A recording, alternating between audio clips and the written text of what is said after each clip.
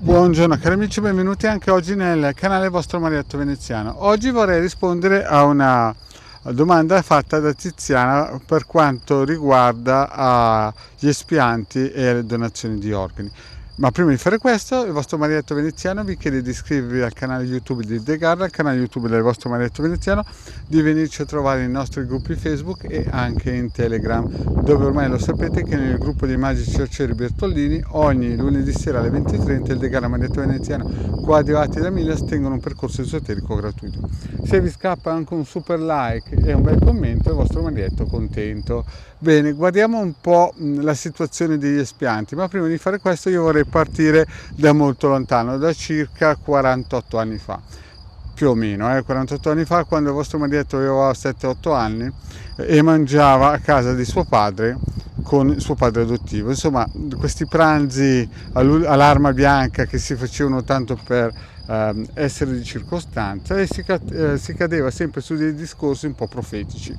E in quel giorno il mio babbo è stato fuori a dire che cioè sto parlando di 48 anni fa, i potenti del mondo avevano praticamente tutti un pacemaker e il primo che faceva il birichino gli spegnevano il cuore, al che l'altro, mio padre adottivo, saltò su dicendo che erano tutte fantasie, erano tutte fandonie e via dicendo. Chiaramente erano 48 anni fa e certe cose non è che te le diceva la TV, non te le diceva certamente mai buongiorno, ma o le sapevi perché le avevi viste con gli occhi oppure era praticamente impossibile da crederci. Poi passando e crescendo, il vostro Marietto un giorno sente alla televisione che un presidente degli Stati Uniti dal nome Bill si era sentito male al cuore e non si era fatto operare negli Stati Uniti, ma era corso in Russia, a Mosca, a farsi operare. Lo stesso al padre di Bush, il vecchio, quello che è stato solo mandato come presidente degli Stati Uniti, quando era ambasciatore per gli Stati Uniti in Cina, ebbe un infarto e anche lui si fece operare non negli Stati Uniti, ma si fece operare in Cina. E quindi il vostro Marietto incominciò a aprire gli occhi e le orecchie, perché disse: ma vuoi vedere che il mio babbo aveva ragione? Vuoi vedere che a questi qua gli mettono un bel pacemaker o qualcosa di elettrico nel cuore per tenerli sotto controllo come dei cagnolini?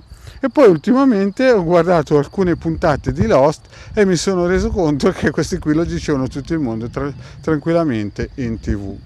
Allora qui il problema qual è? In un certo senso gli espianti li hanno sempre fatti, prima di tutto per mettere i pacemaker, no? E poi adagio, diciamo, con la possibilità di dare ad altre persone, magari con qualche dollaro in più, la possibilità di cambiare un organo, certamente il mercato si è allargato e si è avuto più, come si suol dire, impeto in questa direzione. Il problema poi sorge anche a livello etico, morale e quant'altro, però il fatto che a livello energetico una persona, prendendosi un organo di un'altra persona, si prende anche tutto il resto. Ma andiamo in ordine. Cosa ha visto il Marietto? Il Marietto una volta, parlando col capitano degli Alpini di Torino, a un certo punto il capitano degli Alpini di Torino ha portato un pochettino nel futuro, e vi dico che non si può andare nel futuro più di 300 anni, perché sennò le persone non riuscirebbero a capire cosa sta succedendo. Cioè è come se noi tornassimo indietro di 300 anni, incontrassimo persone di 300 anni fa e gli raccontassimo che oggigiorno potete vedere una videochiamata, una TV o sentire della musica stando tranquillamente a casa, seduti, eccetera, eccetera. Quindi è chiaro che quando mi ha portato in futuro noi siamo arrivati al massimo a 300 anni nel futuro. E cosa ha visto il vostro Marietto? Il vostro Marietto ha visto che ci saranno delle persone che non avranno bisogno di avere degli organi umani come pezzi di ricambio, purtroppo è proprio così, una parola brutta ma è così, ma ci saranno degli organi artificiali, e questi organi artificiali daranno la possibilità alle persone più o meno di avere una vita, se lo vorranno, sempre che lo desiderano, di vivere almeno 300 anni. Avranno anche degli apparecchi come dei telefoni che praticamente daranno la possibilità a chi vorrà, chiaramente, di vedere il passato delle persone. Infatti il vostro marietto subito si era spaventato, perché dico, caspita, se vedo le biricchinate che ho fatto io mi mettono subito agli arresti.